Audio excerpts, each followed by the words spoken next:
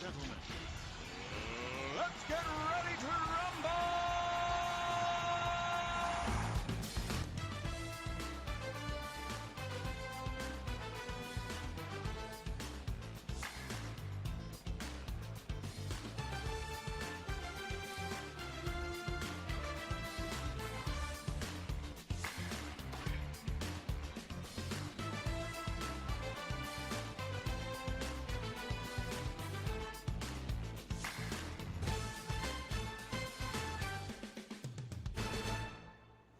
Hello and welcome to a new edition of Political Smackdown.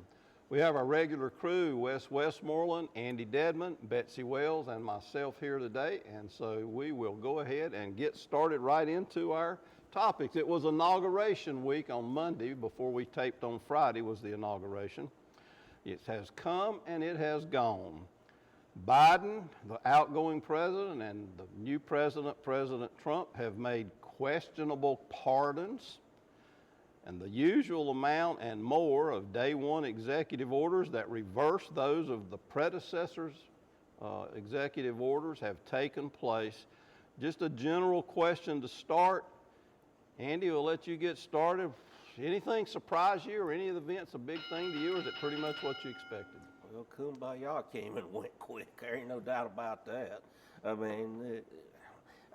It's the same old Donald Trump that we had before, and he's back again. I mean, nothing unusual. It was same stuff, insulting Biden and everybody else. I mean, he could have, I thought he might be a little different now after this near-death experience he had when that guy nearly killed him. But he was the same old, same old. Wasn't anything any real different. I didn't see anything really I thought would be different. I mean, it's just going to be a rerun, I think.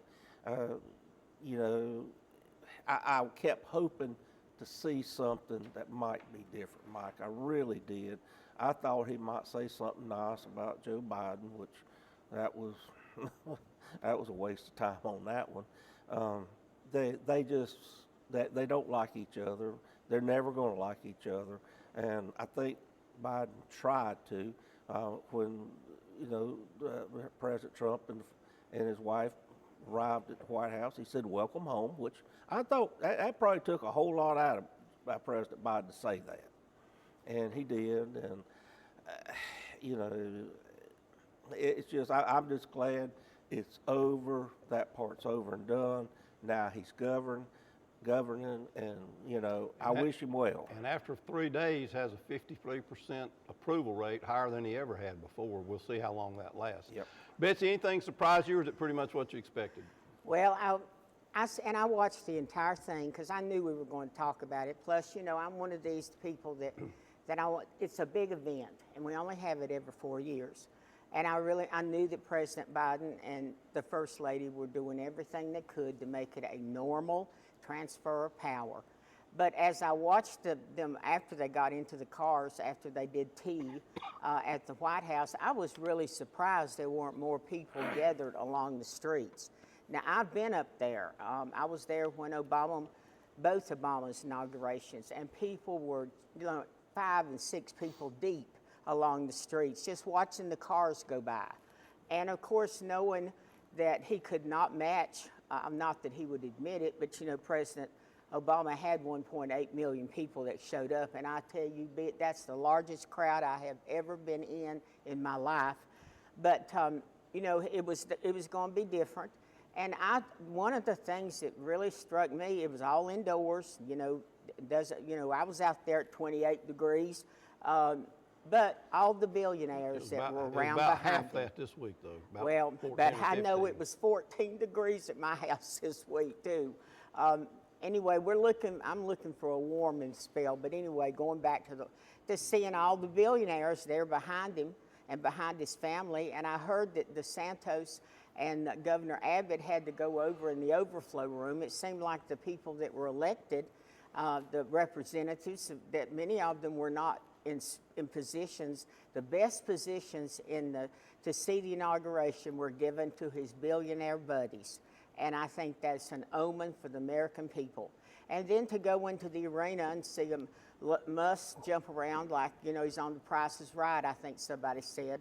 Anyway, and then, but all the eyes were on Trump as he went through. And, you know, on those orders, before he was determined to rescind everything that Obama had accomplished. So now he's just trying to rescind everything that Biden did. But I thought his pardon of the 1,500 insurrectionists was awful, that he has released now into our communities, and I hope not into any Cleveland County. People that are prone to carry guns and are militia-oriented. And so, yes, I saw things that were different. Now, he did not talk about carnage in his speech this time. I actually thought his speech was much more civil than the one he did 4 years ago. And Newt Gingrich has called it the greatest inauguration speech he's ever heard. So a lot of it's about politics and what you think. But Wes, what are your thoughts? Anything really surprise you? A couple surprises. Nothing that Trump did was a surprise. He's said for 4 years this is what he's going to do when he gets back in. So no surprise there. I don't agree with everything he did, but promises made, promises kept. The biggest surprise, I think, was the last 2 rounds of last-minute pardons by Joe Biden. Guess how many pardons Joe Biden has done? I have no idea. 8,064, including his son, and of course the last-minute blanket pardons for his siblings and their spouses, Milley and Fauci also. I went back and looked up, and the Article 2, Section 2 of the Constitution states the president shall have power to grant reprieves and pardons for offenses against the United States. By definition, if he's pardoned them, the Biden family syndicate and Tony Fauci must be guilty of some offense against the United States. The only offense they may have is what Trump thinks may be an offense against him. If they've not Now, that's committed an not offense, true they about can't be Biden's pardoned. siblings. They were deeply involved in Hunter's businesses, and Hunter's been convicted. But they haven't been. The other Where have big- they been? No. They would have gotten charged. Well, They They didn't. the point Nobody's is, been if brought they up. weren't guilty, they didn't need to be pardoned. The other big surprise, I think, was the pastor at the National Cathedral who absolutely sabotaged a prayer meeting. I think it was completely inexcusable. She talked about what she called victims, but did not acknowledge actual victims like Laken Riley that we're going to talk about in a few minutes, and others who are actual victims. The weaponization of the left, weaponizing whether it's Christianity, the Constitution, the Justice Department, completely uncalled for. I will give Trump credit for not making a scene. I would have walked out of that. That was pretty poor on her part. Well, I wasn't particularly surprised at anything Trump said. I do wish in my heart of hearts that he could have just at least acknowledged that Joe Biden had been gracious in meeting him back in December, welcoming him to the White House, having tea with him before, and said something like, while we have many disagreements, thank you for your service. To me, that's An the olive gracious. branch to And I think That's he the tried to make sure that there was a smooth transition between he and And he his did the staff. right did. thing, and I admired I don't Biden think he for tried. that. I don't think he knew what was going on. Yes, I he think did. the people around Yes, him he tried. did, Now, that Wes. was- All right. Wes, Well, Wes. Dr. Jill made sure he did the right thing Oh, anyway. listen to y'all. Well, we could talk about a lot about it. We could talk about the pardons. We could talk about the executive orders, but it's a 30-minute show. And I think the most substantive thing of the first week in many ways is the fact that the Laken-Riley Act became law. Laken Riley was a 22-year-old Augusta University nursing student who was murdered on February 22nd last year, less than a year ago. Her body was found in the park near a lake, and her death was caused by blunt force trauma and asphyxiation. The perpetrator was a 26-year-old Venezuelan man who had entered the United States illegally. He was arrested by the University of Georgia police and charged with 10 counts, including felony murder and other things. And there has been an effort for some time to pass this bill. It passed the House last year. Schumer wouldn't let it come to the floor in the Senate, but Andy, elections must have consequences. They do.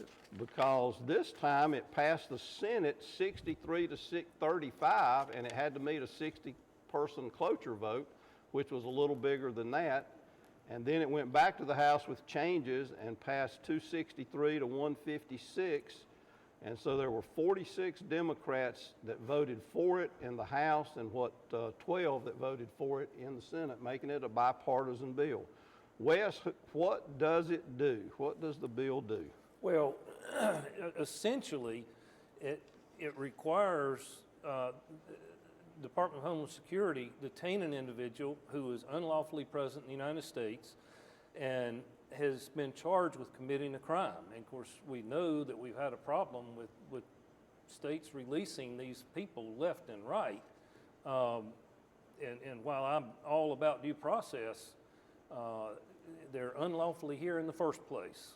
And this bill requires that they be detained until they can be tried and found guilty or innocent. So Andy, obviously, why do you think so many Democrats voted for it when they wouldn't touch it last year? I have no idea. I mean, to me, it makes sense. I mean, there's people here illegally, and I've never had a problem with trying to maintain border security.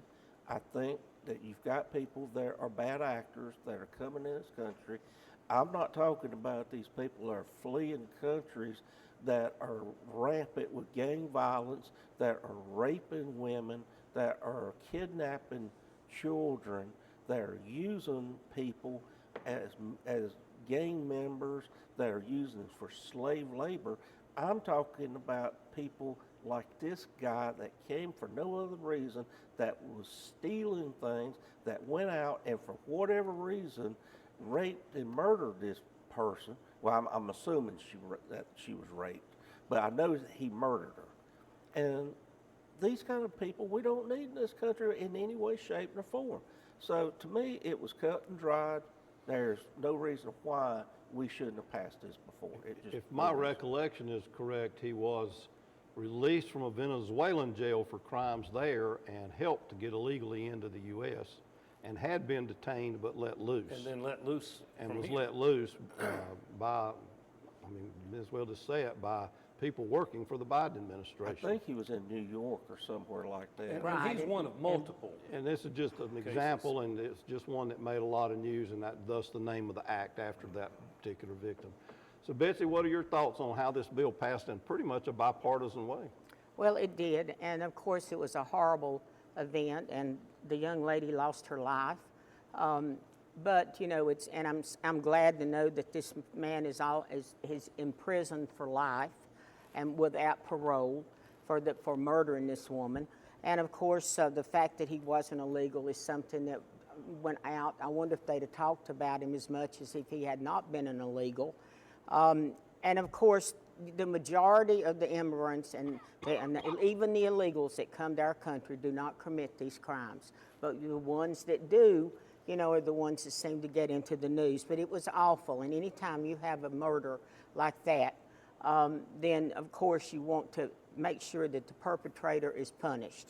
And I think it has. Illegally, they And have by definition committed a crime. the other thing about this law that they passed, it also allows states to sue federal government for not enforcing immigration laws. And you know, there have been laws on the books that we've said for years that were not enforced, so we'll see. But no, I'm not surprised that some of the Democrats changed their minds, because you know, we're talking about someone that was a capital offense, and of course this young lady lost her life. No, I'm not surprised. And, Andy, I think you'll find out if you study the Democrats that voted for it this time, a lot of them are either in red states or districts that Trump won. Well, in the and this House. shouldn't be about politics, I Mike. agree, it This shouldn't this be. is right or No, wrong in my no, book.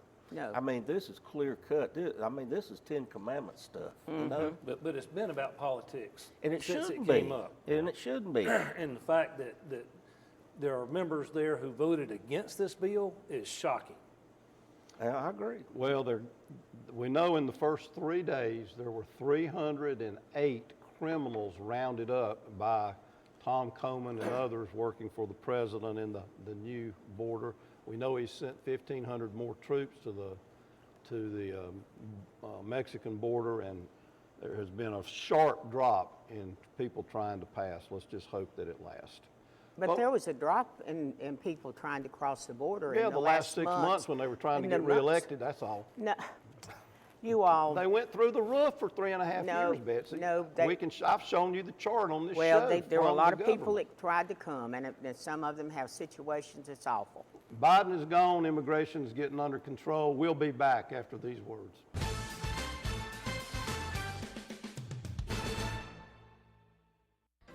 For many kids, just showing up to school is a challenge. Staying through graduation is even harder. So at communities and schools, we do just what our name says.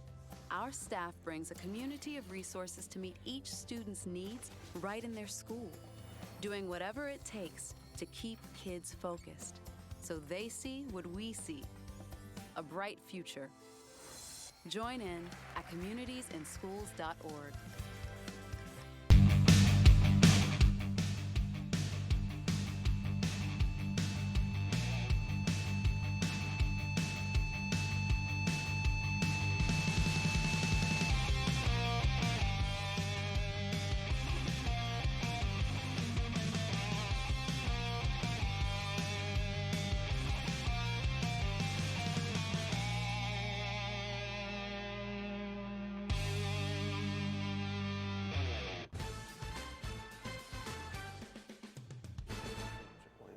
But we got Welcome back. I'm sorry y'all didn't hear the discussion at the break.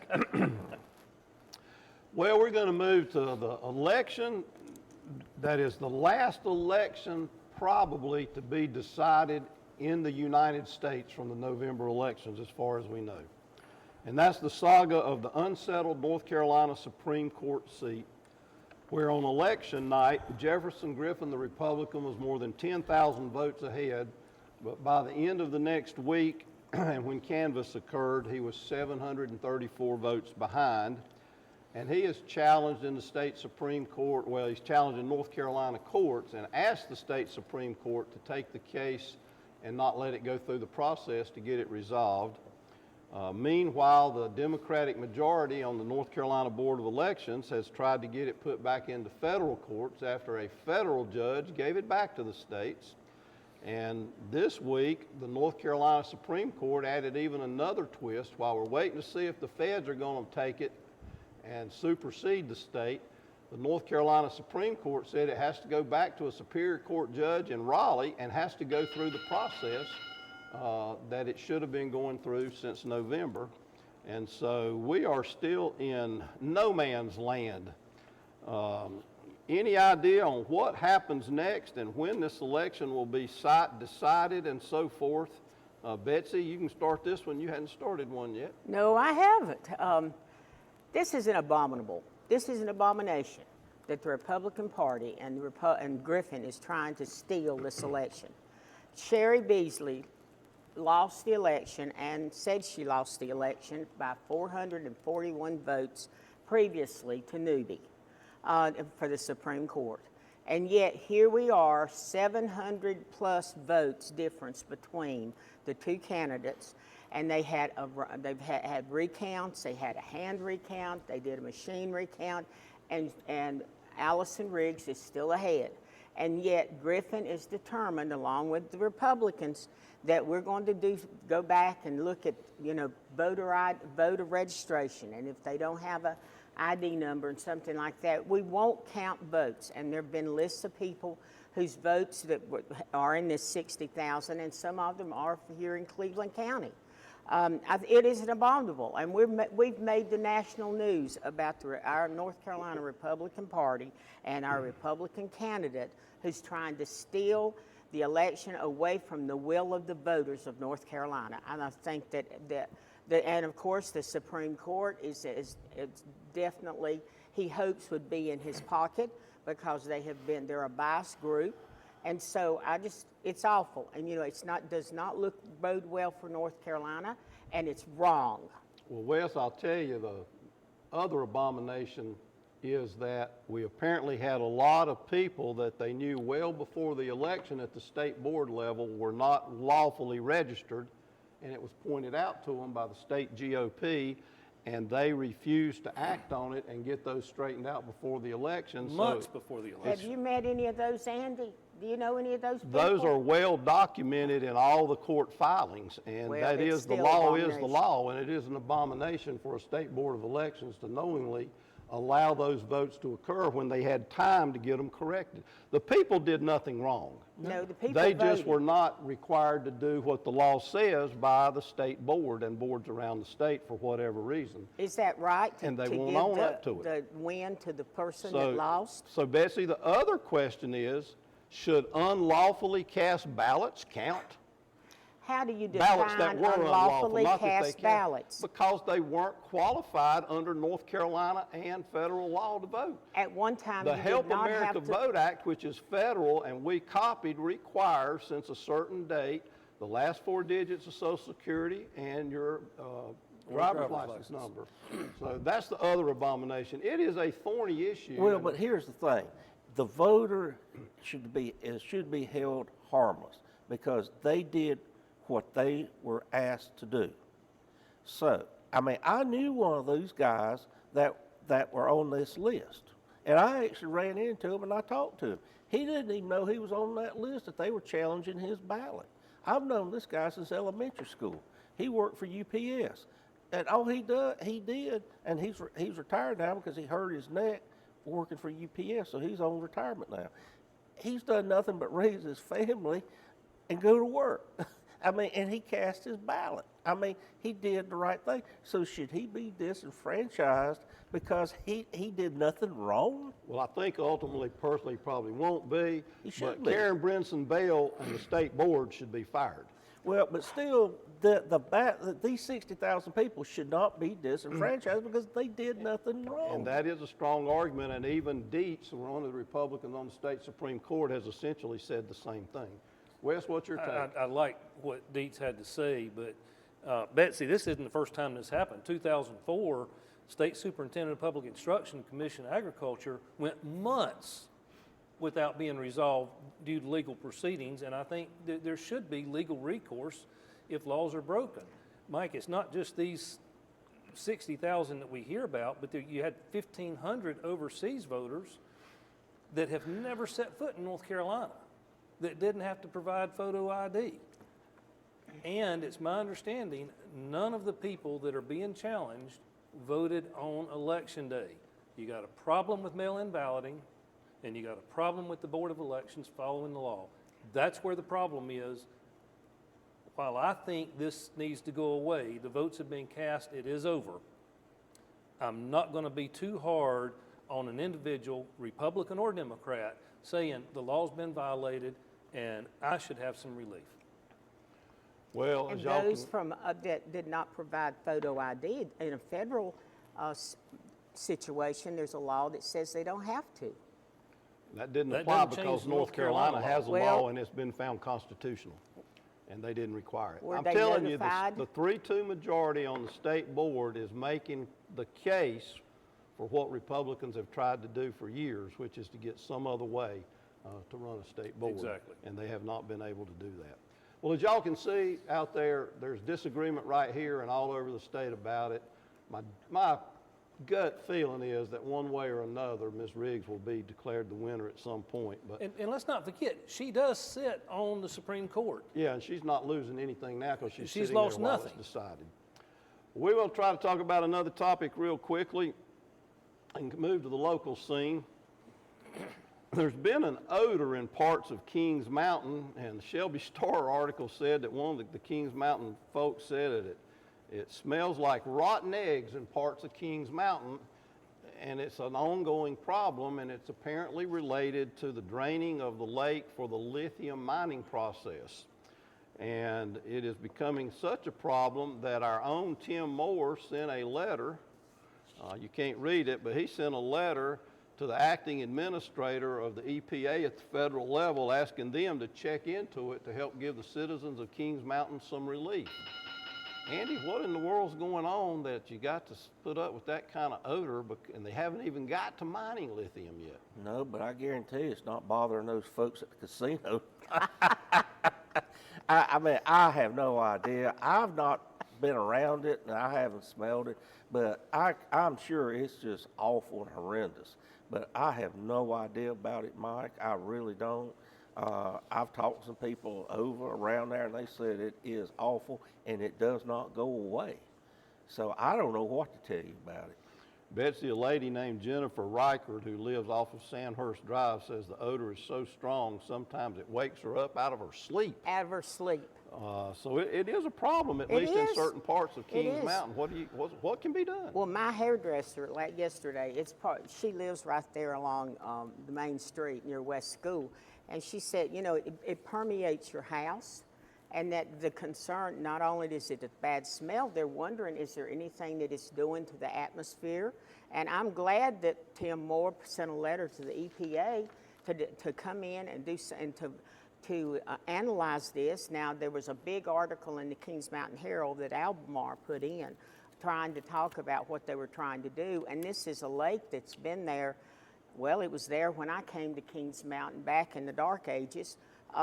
Anyway, and it may take years to drain. Maybe they need to put a cover over it or something. I don't know what they're going to do. But for those people that are having to smell it, and no, those of us near the casino, we don't smell it. Anyway, those that are having to smell it, they need to do something about it if at all possible. Wes? Well, I don't know that I can add a whole lot to it. I hate it for the people that live there, that are close by, that are dealing with the very obnoxious, apparently, smell. But, Mike, industry's that way. I mean, we've all driven through Canton back when the paper mill was there. Very noticeable. These things happen. I hope Albemarle's on top of it. I'm glad the EPA, DEQ's on it. They claim there's nothing being released. They're 10 times below the amount they can release of hydrogen sulfide or whatever it is. Well, I don't know, but I do hate it for the people that live there. I would not want that next door to me. you know, the wind normally blows the same direction here, except when there's some different kind of front. It comes out of the southwest to the northeast, kind of across Cleveland County. And so if you're north and east of where the lake is, I guess that's who's suffering the most. Yeah. So we hope there's a resolution and that it doesn't take long for the good folks in Kings Mountain's sake. Andy, what's your lightning round? Well, on this date, January 24th of 1972, the last sergeant of the Imperial Japanese Army surrendered. Some farmers in Guam found him in the jungles of Guam. He had been waiting on orders of what to do for 28 years. Wow. And he finally decided it was time to go home. Interesting, Andy. Betsy? Well, my concern is still with the 1,500 pardon by President Trump from the insurrection. I'm just scared about those type people being back in the communities, and I just hope that they don't commit more crimes, but I'm afraid they will.